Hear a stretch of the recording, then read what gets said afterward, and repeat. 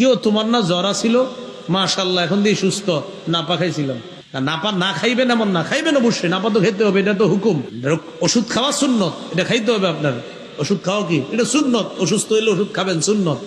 কিন্তু আপনি জিজ্ঞাসা করলেন, যেই মাত্র কম্বলের নিচে ছিলেন, আল্লাহ আল্লাহ আল্লাহ, বারবার আল্লাহরে ডাকতেছেন। যেই আপনি সুস্থ দোকানের সামনে চা খাইতে আসছেন, সবাই গো কি আব্দুর রহিম মাশাআল্লাহ সুস্থ হইছো?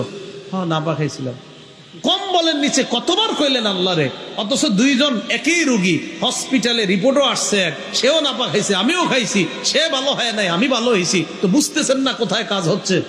তা আপনার তো বলা উচিত ছিল এইভাবে, হ ভাই অসুস্থ ছিলাম, আলহামদুলিল্লাহ সুস্থ হয়েছি। ডাক্তার বলছিল নাপা খাইতে, আল্লাহর নাম নিয়ে নাপা খাইছি। কেন এই শব্দ, এই বাক্যটা একটু বাড়ায় বললে কোথায় সমস্যাটা আছে? আল্লাহর নাম নিয়ে নাপা খেয়েছিলাম, আলহামদুলিল্লাহ সুস্থ হয়ে গেছি, বাস এই তো হয়ে গেল। তা আপনি এত সুন্দর কথাটা আপনি এইভাবে না বলে এইভাবে বলতে তো পারতেন যে হ্যাঁ নাপা খাইছিলাম সুস্থ হয়েছি, ঠিক আছে আপনি বলছেন, কথাটা তো আরেকটু সুন্দরভাবে বললে হয়ে যায়। আল্লাহর নাম নিয়ে ডাক্তার বলছিল নাপা খাইতে, তো আল্লাহর নাম নিয়ে নাপা খাইছি, আলহামদুলিল্লাহ সুস্থ হয়ে গেছে। দেখেন দুইজনেই একই ওষুধ খাইতেছে, একজনকে আল্লাহ ভালো করতেছে, আরেকজনকে আল্লাহ ভালো করতেছে না। কারণ ঔষধ কাজ করবে না না করবে হুকুম তো আল্লাহ।